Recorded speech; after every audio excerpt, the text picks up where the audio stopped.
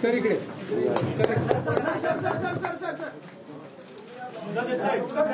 Sir इकडे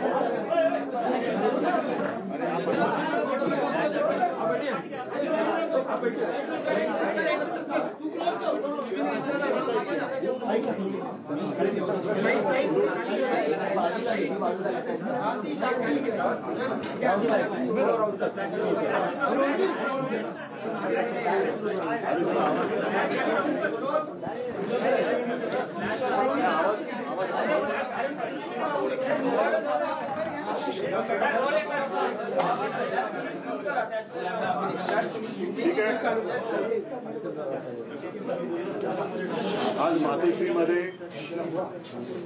बिहारचे लढवय्ये मुख्यमंत्री आणि उपमुख्यमंत्री नितीशजी आणि तेजस्वी हे पहिल्या प्रथम आलेले आहेत आणि लढवय्या शब्द वापरल्यानंतर इथे त्यांचा येण्याचा हेतू हा आपल्याला सगळ्यांना कळला असेल। देशामध्ये एकूणच लोकशाहीची हत्या होते की काय असं चित्र दिसतंय आणि लोकशाही वाचवण्यासाठी सर्वच, नुसते मी विरोधी हा शब्द नाही वापरणार, तर विरोधी कोणाचे विरोधी, तर जे लोकशाहीची हत्या करू इच्छितात त्यांचे विरोधी असे सगळे देशप्रेमी पक्ष आणि जनता एकत्र करण्याचे जे आमचे प्रयत्न सुरू आहेत ते प्रयत्न आणखीन बळकट करण्यासाठी नितीशजी आणि तेजस्वीजी आणि त्यांच्या सोबत त्यांचे सगळे सहकारी आलेले आहेत, त्यांच्या सगळ्यांचं मी स्वागत करतोय। आजच सर्वोच्च न्यायालयाचा निकाल सुद्धा आलेला आहे आणि मला खरंच एका गोष्टीचं समाधान आहे। मी वारंवार असं म्हटलं होतं की सर्वोच्च न्यायालयाचा निकाल हा केवळ शिवसेनेच्या भवितव्याचा नसेल, तर तो आपल्या देशातल्या लोकशाहीच्या बद्दल, लोकशाही जिवंत राहणार की नाही याबद्दलचा असेल। आणि माननीय सर्वोच्च न्यायालयाने आज जो निकाल दिलेला आहे त्याच्यामध्ये एकूणच सत्तेसाठी हपापलेल्या लोकांचं उघडं नागडं राजकारण हे त्यांनी त्याची पूर्णपणाने चिरफाड केलेली आहे. सगळ्यात महत्वाचं म्हणजे राज्यपाल महोदयांची जी भूमिका होती ती संशयास्पद, आता त्या संशयास्पद म्हणायला सुद्धा काही अर्थ राहिलेला नाही. ती सरळ सरळ अयोग्य होती आणि एकूणच राज्यपालांच्या भूमिकेचं सुद्धा वस्त्रहरण झालेलं आहे. मग ते दिल्लीच्या बाबतीत असेल, इथल्या बाबतीत असेल. आणि राज्यपाल ही यंत्रणा ही एक आतापर्यंत आदरयुक्त अशी यंत्रणा होती, पण राज्यपाल यंत्रणेचे धिंडोडे ज्या पद्धतीने शासनकर्ते काढतायत ते बघितल्यानंतर आता याच्या पुढे राज्यपाल यंत्रणा ही अस्तित्वात ठेवावी की नाही हा सुद्धा एक मोठा विचार मला असं वाटतं सर्वोच्च न्यायालयापुढे आपल्याला न्यायला पाहिजे. तूर्त सर्वोच्च न्यायालयाने जो निकाल दिलेला आहे त्याच्यामध्ये राज्यपालांना अधिवेशन बोलवण्याचा अधिकार नव्हता, त्यांनी बोलवण्याची गरज नव्हती वगैरे वगैरे सगळे आता आपण डिटेलमध्ये गेल्यानंतर कळेल. पण अपात्रतेचा निर्णय हा त्यांनी अध्यक्षांवरती जरी सोपवला असला तरी पक्षादेश हा त्यावेळेचा जो पक्ष म्हणजे माझी शिवसेना त्या शिवसेनेचाच राहील. आता अध्यक्ष महोदयांना सुद्धा याच्यामध्ये वेळ न काढता लवकरात लवकर निर्णय घ्यावा याच्यासाठी आम्ही आता मागणी तर करूच. हा एक भाग झाला.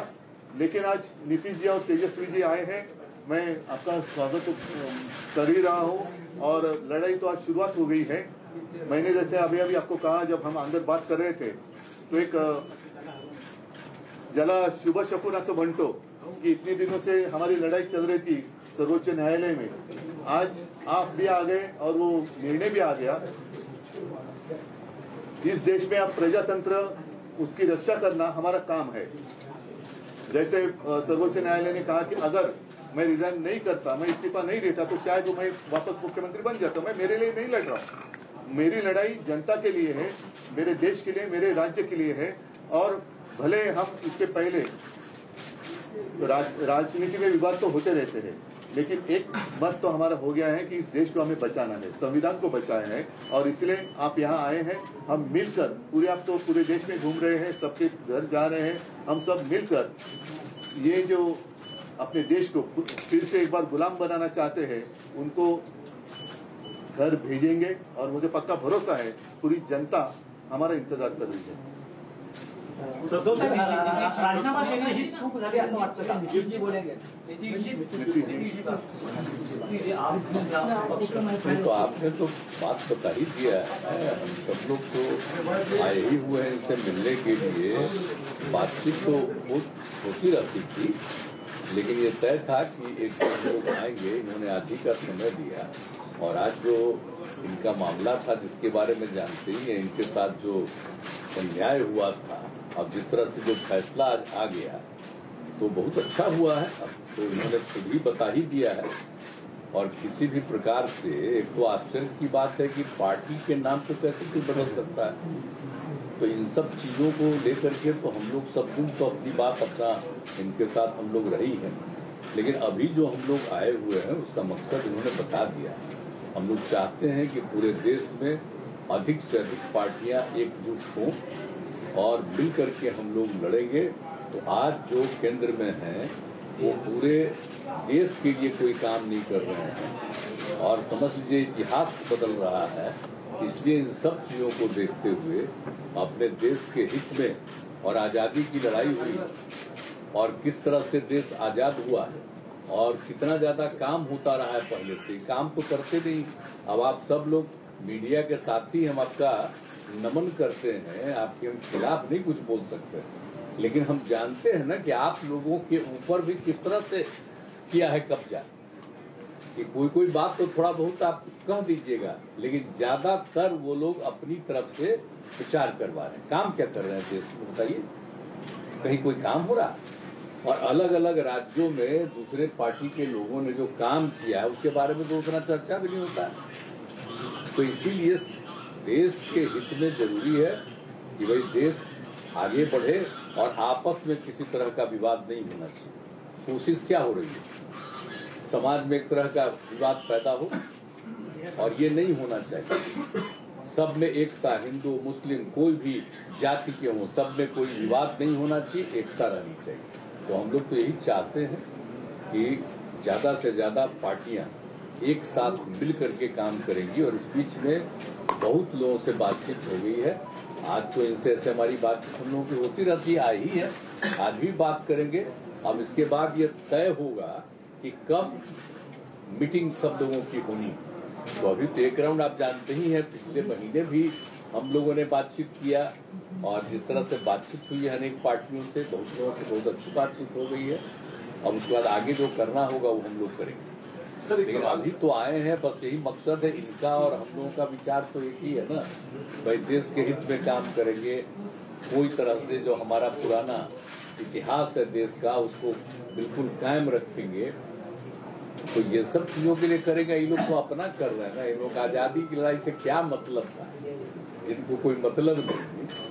अब वो सोच लीजिए कितना कोई काम हो रहा है, अपने अपने ढंग से नई नई चीजों का नामकरण कुछ भी होते रहता है। तो विचित्र बात है।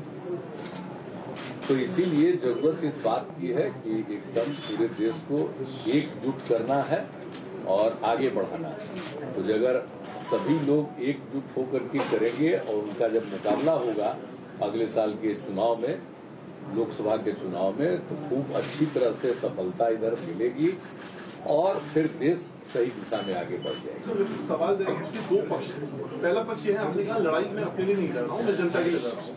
मेरा सवाल यहाँ से इसके दो पक्ष ये है कि पहला तो ये कि क्या अगर आप उस वक्त इस्तीफा नहीं देते तो आज आपकी लड़ाई और ज्यादा मजबूत होकर उभर के सामने आती। पहला मैं मानता हूँ, देखो इसके जिस नजरिया से आप देखते हो, ठीक है, कानूनी तौर पर मैंने इस्तीफा दिया, शायद गलत हो सकता है, लेकिन नैतिकता अगर देखे तो जिन लोगों को मेरे पिताजी ने, मेरे पार्टी ने सब कुछ दिया, वो लोग उठकर मेरे ऊपर उंगलियां उठाए, तो उनके लिए मैं मेरा विश्वास या अविश्वास क्यों जताने की कोशिश करूं? तो ऐसे लोगों को अधिकार ही नहीं है मुझे सवाल पूछने का। जिन लोगों ने मेरे पार्टी से सब कुछ लिया और गद्दारी की, तो गद्दार लोग मेरे ऊपर अविश्वास लाए और उसका मैं सामना करूं, कैसे हो सकता है? ये तो गद्दार लोग हैं। आज तो कोर्ट ने कहा, और मतलब कोर्ट ने गद्दार नहीं किया, लेकिन ये सारी बातें हैं। आज तो मतलब महाराष्ट्र में अब सरकार ही नहीं है। नैतिकता तो अभी जैसे मैंने नैतिकता का पालन किया, तो अगर इस मुख्यमंत्री में जरा भी कोई नैतिकता होगी तो मुख्यमंत्री उप मुख्यमंत्री ने इस्तीफा देना चाहिए, जैसे मैंने दिया। महाविकास आघाडीमध्ये सुद्धा जे सर्व प्रमुख नेते होते त्यांनी तुम्हाला म्हटलं होतं की राजीनामा देऊ नका, आपण फ्लोअर टेस्टला सामोरं जाऊ. तुम्ही भावनिक राजकारणाला महत्व दिलं नाही. असेल तो कदाचित आमच्या घराण्याचा गुण किंवा दोष असेल, पण मी जे आता म्हटलं की ज्या घराणी, ज्या पक्षांनी ज्यांना सगळं काही दिलं, सगळं काही घेऊन सुद्धा जे माझ्या पाठीत वार करायला निघाले, त्यांनी माझ्यावरती अविश्वास आणावा हे मला काही पटलेलं नाही. म्हणजे एक तर स्वतः गद्दार, त्यांनी विश्वासघात त्यांनी केला. विश्वासघात करणाऱ्यांकडून मला जर विश्वासदर्शक ठराव, अविश्वासदर्शक ठरावाबद्दल विचारलं जात असेल तर ते अयोग्य आहे. जो युवा यहाँ पर है, आदित्य हैं और तेजस्वी हैं, जिस लड़ाई की आप बात कर रहे हैं, जो मिलकर सामने आए हैं, इनमें इन दोनों का कितना अहम रोल और किस तरह से देखेंगे आप? अभी क्या रोल, अभी क्या वो सिनेमा या नाटक थोड़ी है कि रोल कैसे रहेगा, ये देखो ऐसा रोल रहेगा. ये रोल तो नीतीश जी, जब ये विपक्ष इकट्ठा ला रहे हैं, विपक्ष का चेहरा कौन बनेगा? आपकी कुछ कोशिश? ठीक है, चलो अभी तो हम इकट्ठा आ रहे हैं. सबको एकजुट करना चाहते हैं, लेकिन अपना कुछ नहीं करना चाहते हैं, ये जान लीजिए. हम तो सिर्फ चाहते हैं कि सब एकजुट हो, मिल करके सब लोग लड़े और हम लोग मिल करके पूरा का पूरा सिद्धांत बना के चले और देश को आगे बढ़ाएं.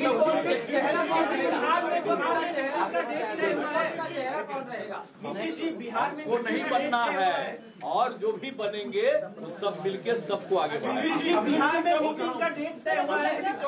मीटिंग का डेट तय हुआ है बिहार में. बिहार में मीटिंग का बिहार में बताएंगे. उद्धव जी,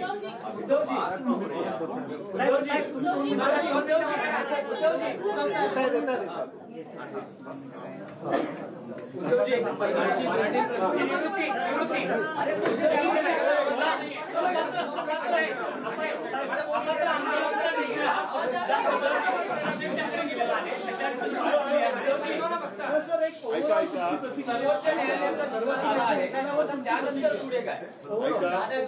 आता तुम्ही जो एक प्रश्न विचारला, सर्वोच्च न्यायालयाने जे काय मला समजलेलं आहे त्यानुसार सांगितलेलं असं आहे की सर्वोच्च न्यायालय याच्या बाबतीत निकाल देऊ शकतो कारण त्यांचा तो अधिकार आहे, परंतु त्यांनी त्या संस्थेचा एक आदर राखण्यासाठी हा निकाल किंवा हा निर्णय घेण्याचा अधिकार अध्यक्षांकडे जरी दिलेला असला तरी व्हीप पक्षादेश हा तो त्यावेळेला जो पक्ष होता म्हणजे माझी शिवसेना त्या पक्षाचा पक्षादेशच चालणार आहे.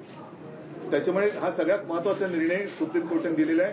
त्याचबरोबरीने निवडणूक आयोगावरती सुद्धा ताशेरे मारलेले आहेत, राज्यपालांवरती ताशेरे ओढलेले आहेत. एकूणच हे चापकाचे फटकारे जर जे तिकडे खुर्चीत बसलेले आहेत ते निर्डावलेले नसले तर त्यांना पुरेसे आहेत आणि त्यानुसार आता तरी त्यांनी सुधारण्याची आवश्यकता आहे. नाही, उद्धवजी स्ट्रेट प्रश्न आहे की मुख्यमंत्र्यांनी विद्यमान मुख्यमंत्र्यांनी राजीनामा द्यावा नैतिकतेच्या आधारावर अशी तुमची ठोस माझी मागणी आहे का? जसं मी तुम्हाला म्हटलं की मी एक नैतिकता मला असं वाटलं की ज्यानं सगळं काही देऊन सुद्धा हपापलेली लोक ही माझ्यावरती अविश्वास ठराव आणणार आणि त्यांच्या हपापलेपणाने मी पुरेसा पडू शकत नाही कारण आणखी काय देणार. तर अशा लोकांनी माझ्यावरती अविश्वास ठराव दाखवणं हे मला मंजूर नव्हतंच, ते मंजूर नाही, मी कदापि ते मान्य करणार नाही, म्हणून मी राजीनामा दिला. जसा मी एका क्षणाचाही विलंब न करता राजीनामा दिला तसं एवढा आता सर्वोच्च न्यायालयाने फटके दिल्यानंतर जर थोडी तरी नैतिकता मुख्यमंत्र्यांच्या आणि उपमुख्यमंत्र्यांच्या अंगी शिल्लक असेल तर त्यांनी जसा मी राजीनामा दिला तसा राजीनामा द्यावा आणि निवडणुकीला सामोरं जावं.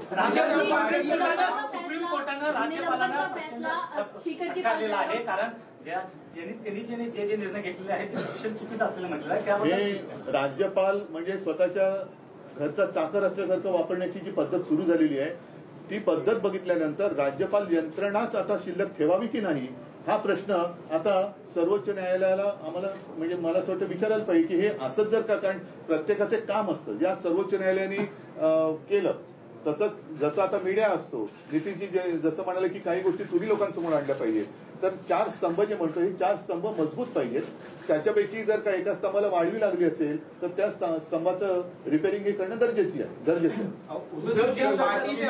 पण आता महत्वाचा मुद्दा हा आहे की राज्यपाल महोदय तेव्हाचे जे काय होते त्यांनी इकडे जे न करायचं ते म्हणजे करायला नको ते करून गेले.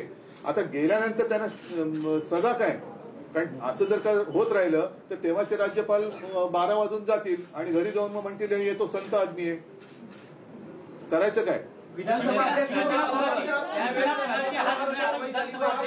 नाही अजिबात नाही. अपात्रतेचा निर्णय हा त्यांना ठरवायचा आहे, पण जे मी समजलं त्याच्याप्रमाणे त्यांनी फुटीरांचा व्हीप नामंजूर केलेला आहे सर्वोच्च न्यायालयाने, त्याच्यामुळे माझ्या शिवसेनेचाच व्हीप लागू होणार. यांच्यावरही कारवाई झाली पाहिजे असं तुमचं म्हणणं आहे का? बिलकुल आहे, कारण नाहीतर ही प्रथा आणि हा पायंडा पडेल की त्यावेळेला राज्यपाल म्हणजे नाही तर राज्यपाल काय, राज्यपाल ही संस्था म्हटल्यानंतर ती काय कॉम्प्युटर नाहीये.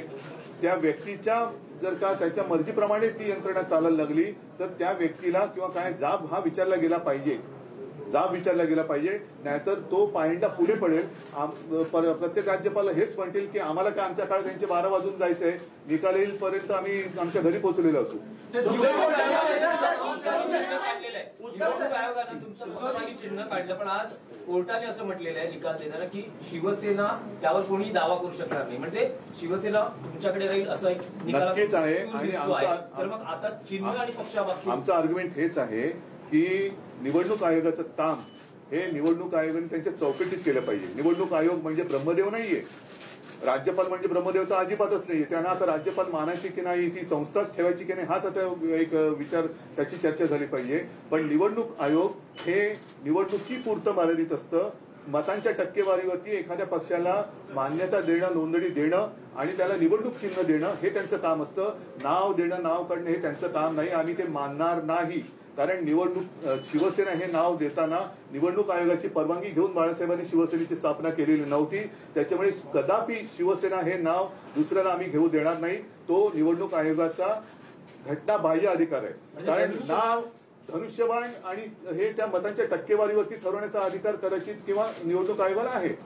जसं आता काही पक्षांची राष्ट्रीय पक्ष म्हणून मान्यता काढली ते तुम्ही मतांच्या टक्केवारीवरती नोंदणी करू शकाल पण नाव नाही काढू शकत. नाही